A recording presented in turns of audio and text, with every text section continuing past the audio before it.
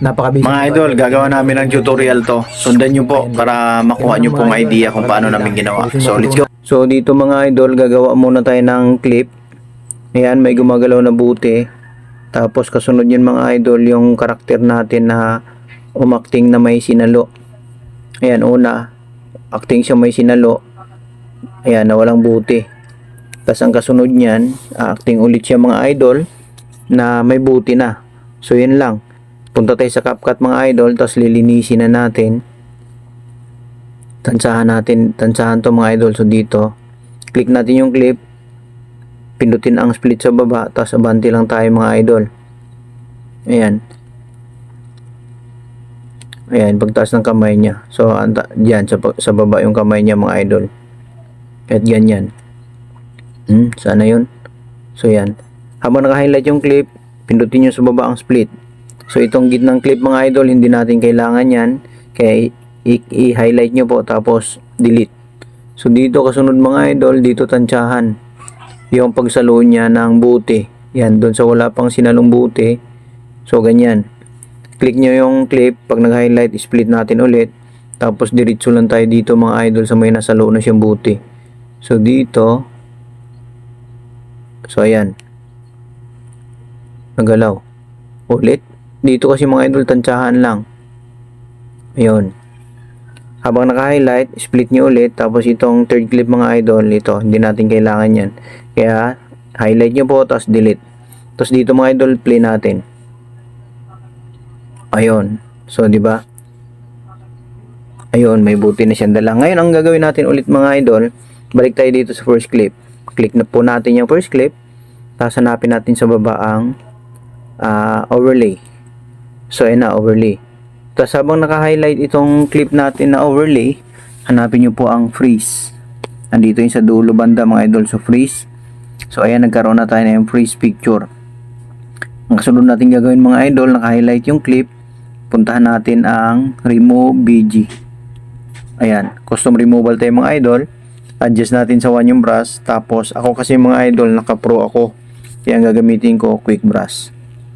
Ayan, quick brush tayo mga idol. So dito, magbabrush na tayo. Ayan. Ganun lang mga idol. So nag-green check na siya, check natin. Tapos itong dulo naman mga idol, ganun din. Same process, custom removal. Tapos quick brush. Ayan. Magre-remove background, i-remove background din natin. Ito yung buti na gumagalaw mga idol. Ayan. Naka-quick brush kasi ako, naka-pro kasi kaya naka-quick brush. Kaya ng mga idol, pwede naman brush lang gagamitin, tiyagaan lang talaga. Para yung kalalabasan ng project natin, kahit papaano medyo maganda-ganda naman, di ba? So dito mga idol, antayin lang natin na mag-process yung remove background. Saglit lang naman yan. So tulad yan, nag-green check lang natin. So kita na natin dito yung karakter mga idol. Dito, tansyahin natin, play natin mga idol. Ayan, play natin. Ayan, yung paggalaw ng kamay niya mga idol. Ayan, paggalaw ng daliri niya. So, ayan. Dito yan mga idol. So, ngayon, iksian lang natin tong picture natin. Tapos, kasunod, i-drag natin tong gumagalaw natin na buti. Ayan, yung clip natin. Tapos, kasunod niyan mga idol, dito na. Maglalagay na tayo dito ng keyframe. Itong second overlay clip natin, ayan, highlight lang natin. Tapos lagay tayo ng keyframe. Ayan, may keyframe na mga idol, di ba? Tapos dito, abante tayo mga idol. Dito, tansyahan lang dito. So, ayan. Gagawin natin, paliitin na natin yung bote. Ayan. Tapos, ayan, ilagay lang natin dito sa kamay. Sinlaki ng bote na bit-bit niya.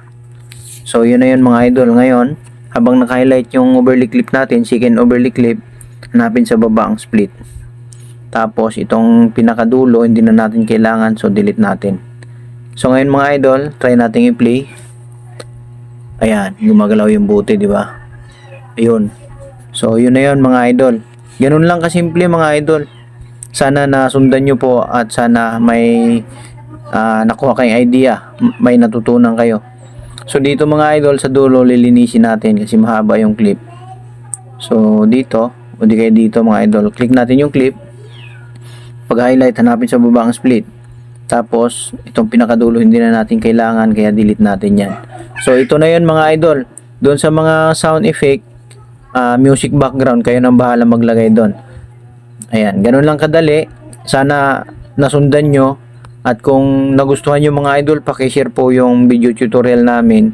Pakipollow na rin yung feeds namin, yung feeds namin para updated kayo doon sa mga tutorial na gagawin namin. So, yun lang mga idol. Maraming thank you po sa inyong lahat.